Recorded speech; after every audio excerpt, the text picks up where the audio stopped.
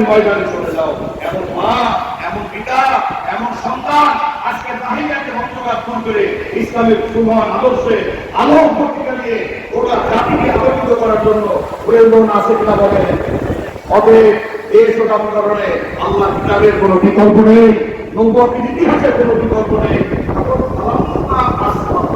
কি সুন্দর কথা থাকে, ফালাম্মা এখানে তাফসীরকাররা আছেন, ফালাম্মা আসলামা, উভয়ে যখন মুসলিম হয়ে গেল। আসলামা, আসলামা থেকে সেলমুন, সেলমুন থেকে ইসলাম, ইসলাম থেকে মুসলিম, অর্থাৎ যারা আত্মসমর্পণ করলো তারা মুসলিম হয়ে গেল। কেন? ইব্রাহিম আলাইহিস সালাম আল্লাহর নবী না? উনি মুসলিম না? ইসমাঈল আলাইহিস সালাম আল্লাহর নবী না? ওনারা মুসলিম না? মা হাজেরা মুসলিমা না? উম্মাতান মুসলিমা না? কেন কেন এই কথা বলছেন? ফালাম্মা আসলামা, উভয়ে যখন আত্মসমর্পণ করলো, রাজি হয়ে গেল, উভয়ে মুসলিম হয়ে গেল। তার মানে এই আয়াত লঙ্ঘন করলে এরা মুসলিম থাকতে পারতো না। যত বড় পয়গম্বর হোক, আল্লাহর বিধান, আল্লাহর আয়াত লঙ্ঘন করে কেউ মুসলিম থাকতে পারে না। তত উভয় হয়ে গেল।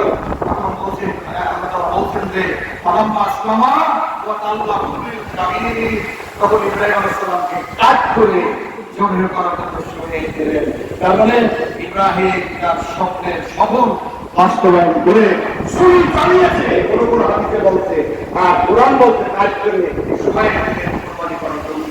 আল্লাহ কি বলে, অনাদাইনা আইয়া ইব্রাহিম, হে ইব্রাহিম শোনো, ওই স্বপ্নটা রূপ দিয়ে তোমার স্বপ্নকে তুমি সত্য পরিণত করেছো। ভালো আমার স্টপ, তোমার কোনো অধিকার নেই তুমি পুত্রকে রক্ষা করবা। তুমি তোমার স্বপ্নকে, আল্লাহর হুকুমটাকে প্রতিপালনে তুমি বাস্তব অগ্নি পরীক্ষায়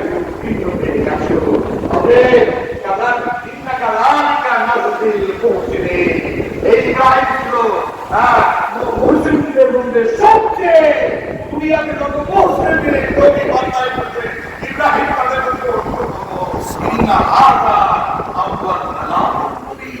এটা ছিল এক মস্ত বড় পরীক্ষা বাবা ইব্রাহিম আলাইহিস সালামের জন্য।